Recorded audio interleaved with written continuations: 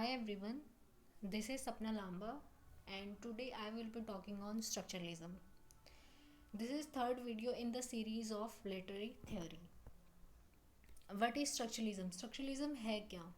In literary theory, structuralism emphasis on the language or formal properties of text, their structure and frames in specific genre like novel, poetry, etc. Structuralism जो होता है वो text की language और form पे focus करता है. Background of structuralism. It started as a movement in France in 1950s. जो ये स्ट्रक्चरलिज्म मूवमेंट थी ये 1950s में स्टार्ट हुई थी और स्ट्रक्चरलिज्म एक अम्ब्रेला मूवमेंट थी जिसके अंडर बहुत सारे डिसिप्लिन्स में वर्क्स हुए थे. इन linguistic, in philosophy, in sociology, in literary theory, etc.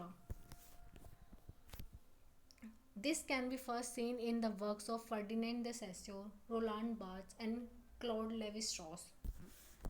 जब हम फर्डिनेंड दे सेस्योर की बात करते हैं तो इन्होंने स्ट्रक्चरलिज्म को लिंग्विस्टिक की टर्म्स में एक्सप्लोर करा है.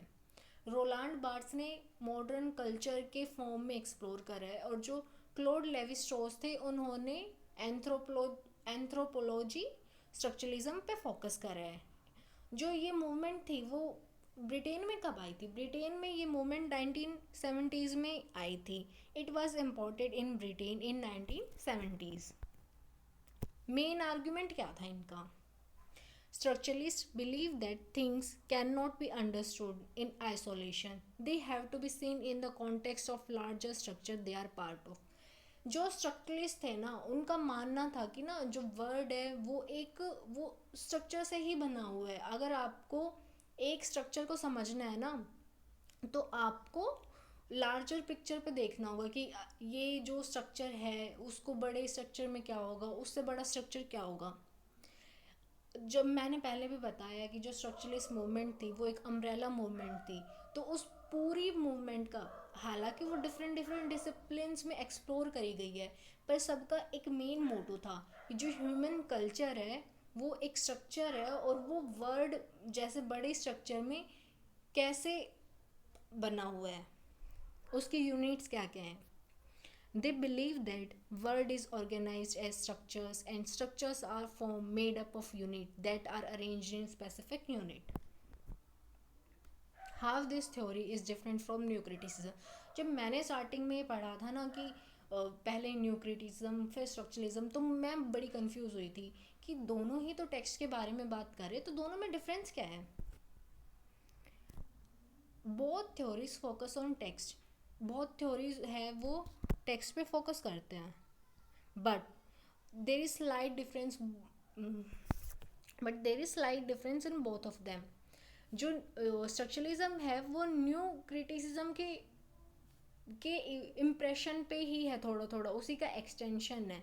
जो न्यू क्रिटिक्स हैं वो फोकस करते हैं close reading of text while structuralist quite opposite of this focus on structure of text in relation to other text. जो स्ट्रक्चरलिस्ट होते हैं ना वो भी टेक्स्ट पे फोकस करते हैं पर वो देखते हैं कि कंपैरिजन करके कि ये दूसरे टेक्स्ट के कंपैरिजन में कैसे है, इसका स्ट्रक्चर क्या है, इसकी लैंग्वेज क्या है, इसके फॉर्म्स क्या हैं.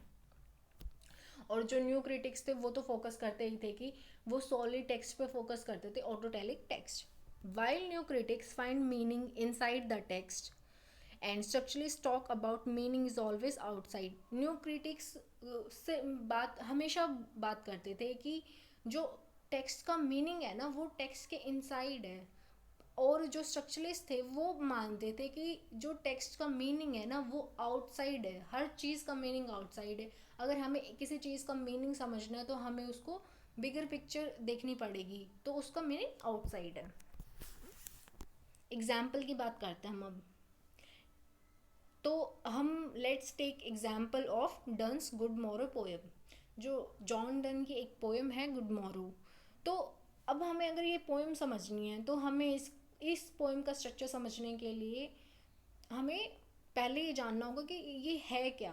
तो जो गुड मॉरो पोएम थी ये ना एक पर्टिकुलर जॉनरा से बिलोंग करती है, एल्बा, और जिसको बोलते हैं डॉन सॉन्ग. अब हमने ये तो बात कर लिया, ठीक है, पोयम है, इसका समझने के लिए, ठीक है, इसका स्ट्रक्चर दूसरे स्ट्रक्चर से रिलेट करा हमने, बिगर पिक्चर, कि ये जो जॉनरा का स्ट्रक्चर होता है उसके अंदर आती है। अब जो अब हमें ये हमने पढ़ा कि एल्बा, अगर हमें एल्बा क्या होते हैं ये समझना है, तो इसको समझने के लिए हमें ये समझना पड़ेगा कि कोर्टली लव क्या होता है। ये कोर्टली लव था उसके अंडर आती है। और अब हम कोर्टली लव को पढ़ेंगे तो फिर हमें रोमांसेस के बारे में पढ़ना पड़ेगा, उसके अलावा फिर हमें आगे की रोमांसेस क्या होते थे वो पढ़ना पड़ेगा। तो ये हमेशा जो है ये आउटसाइड की तरफ जा रहा है। एक, जैसे हम डिडक्टिव पढ़ते हैं कि डिडक्टिव में क्या होता है कि हम बिगर पिक्चर से उसको नैरो डाउन करते हैं, और ये इंडक्टिव होता है कि हम इसमें पहले एक पर्टिकुलर बात से चलते हैं और फिर हम उसको ब्रॉडर पिक्चर में लेके जाते हैं। That's all for today. Thank you.